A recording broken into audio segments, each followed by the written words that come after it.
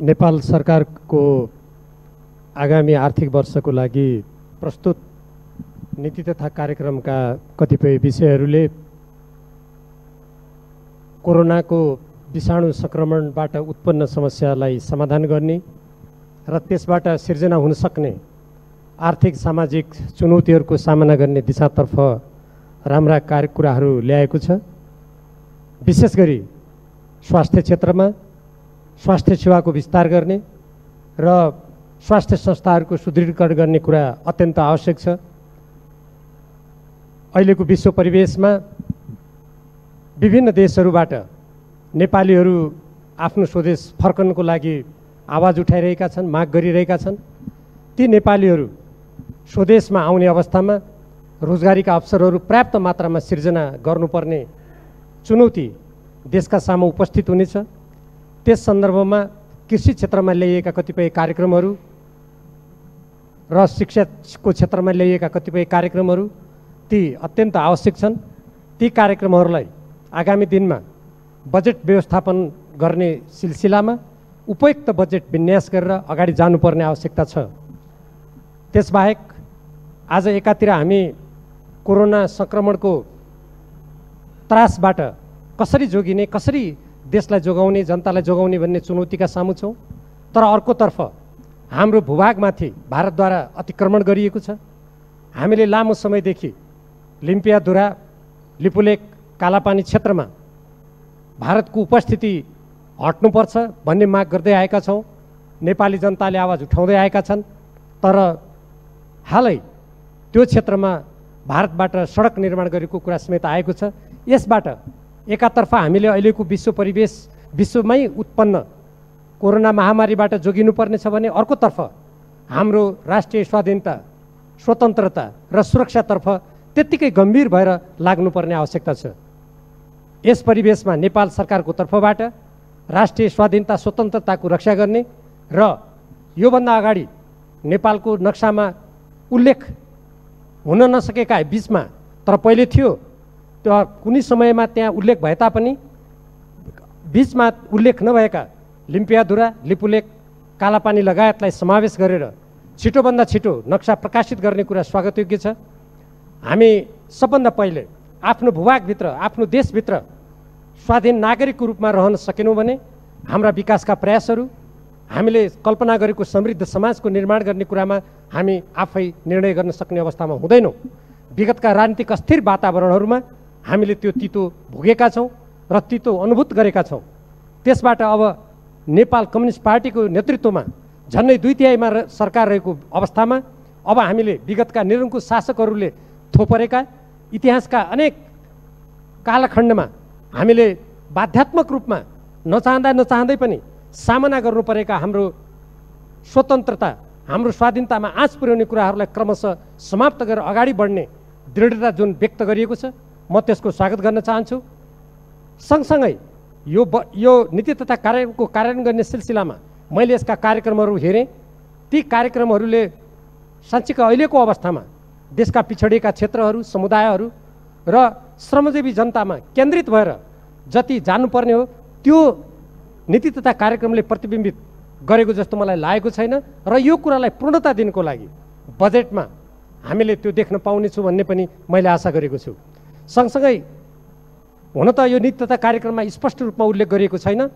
हाम्रो देशमा निकै विवादास्पद मिलेनियम च्यालेन्ज कर्पोरेसनको कुरा जुन उल्लेख गरिएको छ, यो अलि पछाडिको ढोकाबाट आउनु खोजे जस्तो मलाई अनुभूत भएको छ।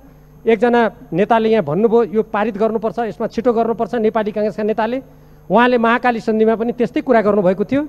आज महाकाली सन्धिको पुनरावलोकन हुनुपर्छ 10-10 वर्षमा भन्ने कुरा भएको थियो, तर त्यसको न पुनरावलोकन भयो न कार्यान्वयन भयो। त्यसैले यो मिलेनियम च्यालेन्ज कर्पोरेसन सम्बन्धी जुन कुरा यहाँ परेको छ, मैले आशा गर्छु यो पक्कै पनि त्यो सम्झौता अन्तर्गतको अङ्ग हुने छैन। यदि त्यो भयो भने त्यो राष्ट्रहित विपरीत हुनेछ, त्यो नेपाली जनताले आवाज उठाउँदै कुराको विपरीत हुनेछ र एउटा स्वाधीन, स्वतन्त्र देशको त्यो हैसियतमा आँच पुर्याउने कुनै पनि सम्झौता कुनै पनि पैसामा त्यो साट्न सकिँदैन। र त्यस्तै गरेर एउटा अन्तर्देशीय उद्योग धन्दा खोल्ने भन्ने कुरा पनि मैले त्यहाँ देखेँ। मैले नेपालको कानुनको अध्ययन गर्दा त्यो कुन कानुन अन्तर्गत कसरी दुईटा देश संलग्न भएर हामीले एउटा औद्योगिक क्षेत्रको यहाँ खोल्छौँ त्यो कुरा मैले कहीँ पनि पाइनँ। यस्ता अलिकति यस्तो अप्ठ्यारो बेलामा, यस्तो चुनौती भइरहेको बेलामा यस्ता अस्पष्ट कुराहरूलाई अगाडि सार्दा त्यसले देशमा र जनतामा अलिकति भ्रम सिर्जना गर्छ। यी कुराहरू बजेट प्रस्तुत हुने बेलामा स्पष्ट हुनेछन् भन्ने मैले आशा गरेको छु र यो नीति तथा कार्यक्रमलाई प्रभावकारी रूपमा कार्यान्वयन गरेर आजका हाम्रा साझा चुनौतीहरूको सामना गर्ने र नेपाली जनताको आकाङ्क्षालाई पुरा गर्नको लागि यो अप्ठ्यारो अवस्थामा पनि दृढतापूर्वक अगाडि बढ्ने कुराको आवश्यकता छ र तदनुकूल नै आउने बजेटमा यी सम्पूर्ण कुराहरू प्रतिबिम्बित भएर आउनेछन् र यस्ता अलिकति दुविधायुक्त, अलिकति जनताले आलोचना गरेका विवादास्पद कुराहरू अगाडि बढ्ने छैनन् भन्ने मैले आशा गरेको छु। धन्यवाद। सम्माननीय सभामुख महोदय, सर्वप्रथम म नेपालको राजनैतिक परिवर्तन गर्ने सन्दर्भमा शहादत प्राप्त गर्नुहुने सम्पूर्ण शहीदप्रति हार्दिक श्रद्धाञ्जली व्यक्त गर्दछु। त्यसै गरी वर्तमान विश्व महामारी कोभिड-19बाट विश्वभरि र नेपालमा पनि ज्यान गुमाउने 2 जना प्रति हार्दिक श्रद्धाञ्जली व्यक्त गर्दछु। कोरोना परीक्षणमा पोजिटिभ नतिजा निस्की उपचाररत सबै बिरामीहरूको स्वास्थ्य लाभको कामना गर्दछु। सभामुख महोदय, सरकारको नीति तथा कार्यक्रमबारे आफ्नो धारणा राख्दै गर्दा इतिहासमै पहिलो पटक सम्माननीय राष्ट्रपतिज्यूबाट सरकारका नीति तथा कार्यक्रम सदन समक्ष प्रस्तुत गर्ने क्रममा स्पष्ट ढङ्गले राष्ट्रिय स्वाधीनताको विषयमा उल्लेख हुनु गौरवको कुरा हो। लिम्पियाधुरा, लिपुलेक र कालापानी नेपालको भूमि भएको स्पष्ट पार्दै छुटेको भूमि सहित नेपालको नक्सा जारी गर्ने कुरा उल्लेख हुनुले आम नेपालीलाई खुसी तुल्याएको छ।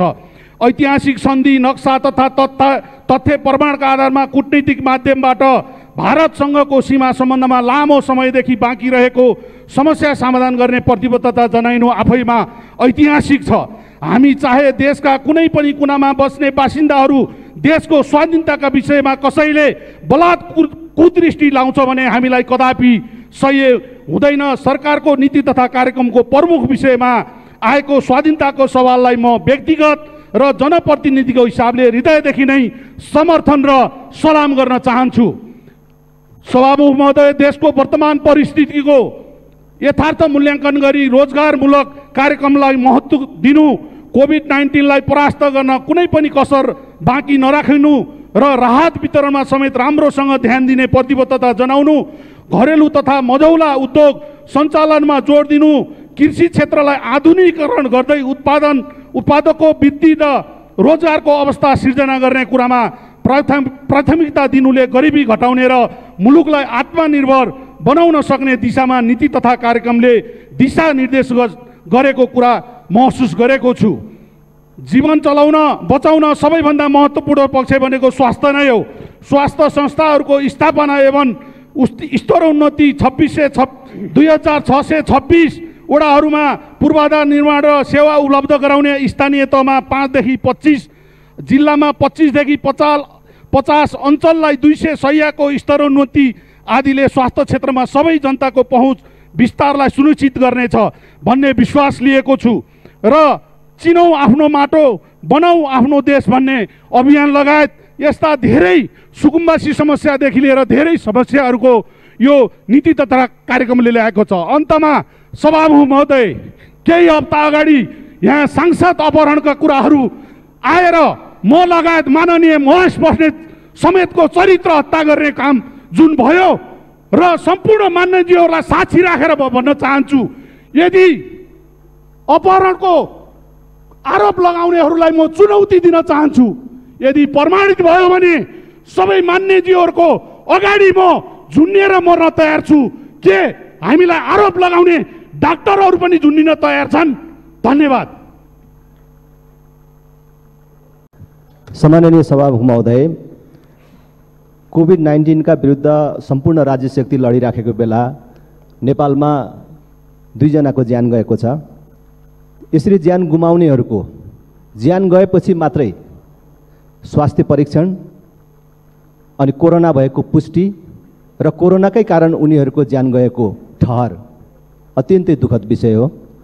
सरकारले परीक्षण र उपचारको विधिलाई व्यापक बनाओस् भन्ने म आग्रह गर्न चाहन्छु। आज देशभित्रको कुरा मात्र होइन कि देश बाहिर पनि ठुलो जनसङ्ख्या जो ज्याला मजदुरीको सिलसिलामा भारतमा रहेका अथवा विदेशका अन्य विभिन्न ठाउँमा रहेका मानिसहरू अहिले उद्धारको लागि याचना गरिराखेका छन् र भारतको विभिन्न ठाउँमा रहेका मानिसहरू त ठुलो सङ्ख्यामा रेल चढेर अब नेपालतर्फ आइराखेका छन्।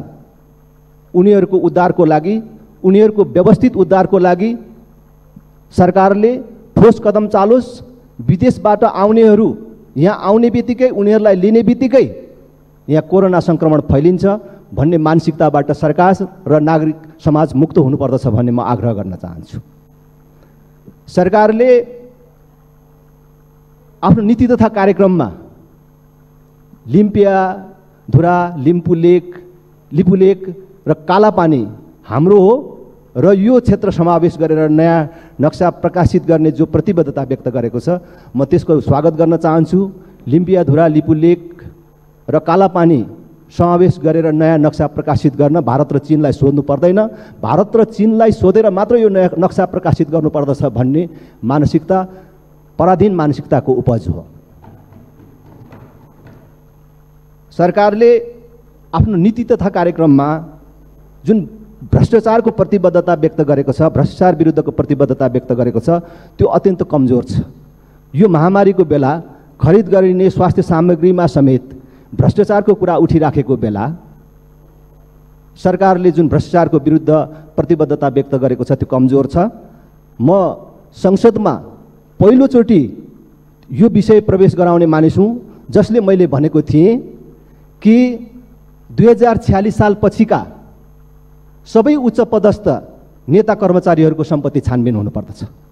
आज पनि दोहोऱ्याउन चाहन्छु, सरकार भ्रष्टाचार विरुद्ध यदि प्रतिबद्ध छ भने आफ्नो नीति तथा कार्यक्रममा 2046 साल पछिका सबै उच्च पदस्थ नेता कर्मचारीहरूको सम्पत्ति छानबिन गर्ने प्रतिबद्धता त्यहाँ समावेश गरोस्, प्रतिबद्धता व्यक्त गरोस् भन्ने आग्रह गर्न चाहन्छु।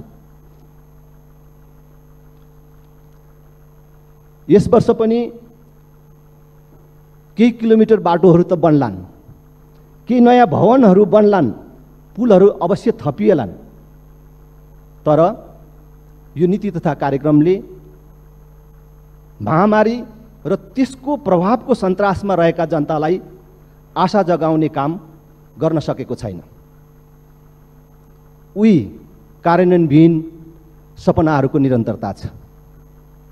सपना पनि आशलाग्दो भए हुन्थ्यो, तर निरस सपनाहरू छन्। रोजगार अभिवृद्धिका कुनै ठोस कार्यक्रमहरू छैनन्। मैले अगाडि पनि भनेको छु कि यो कोरोना सङ्क्रमणको कारण अथवा कोभिड-19 को कारण वैदेशिक रोजगारीबाट फर्किने ठुलो जनसङ्ख्या जसलाई अब देशले धान्नुपर्ने हुन्छ, उनीहरूलाई रोजगारसँग जोड्ने कुनै प्रकारका कार्यक्रमहरू आउन सकेको छैनन्। कोभिड-19 को कारण आउने आर्थिक चुनौतीलाई सामना गर्ने कुनै कार्यक्रमहरू आउन सकेको छैन। अघिल्ला वर्षका अनुदानहरू अपारदर्शी छन् र त्यसलाई पारदर्शी बनाउने कुनै योजनाहरू छैन। सभामुख महोदय, म आफ्नो वक्तव्यको अन्तमा भन्न चाहन्छु कि सरकारसँग मैले अघिल्लो वर्ष पनि माग गरेको थिएँ कि सरकारले नै तोकेको न्यूनतम ज्यालासम्म पनि नपाएका बाल विकास शिक्षकहरू र विद्यालय कर्मचारीहरूलाई यो वर्ष बजेटमा सम्बोधन गरियोस् र उनीहरूलाई कमसेकम न्यूनतम ज्याला पाउने व्यवस्था मिलाइयोस् भन्ने म आग्रह गर्न चाहन्छु। अनुत्पादक र फजुल खर्चहरू नियन्त्रण गर्नेतर्फ सरकारले ध्यान दियोस्। अहिले बेरोजगार भएका मानिसहरू जसलाई राहत होइन कि प्रधानमन्त्री रोजगार कार्यक्रम अन्तर्गत जो पैसा गएको छ, जो कार्यविधिको कारण खर्च हुन सकेको छैन, उनीहरूलाई कार्यविधि परिवर्तन गरेर भए पनि काम गर्न पाउने, सबैले बेरोजगारहरूले काम गर्न पाउने ढङ्गले त्यो प्रधानमन्त्री रोजगार कार्यक्रमको कार्यविधि परिवर्तन गरियोस् भन्ने म आग्रह गर्न चाहन्छु। धन्यवाद।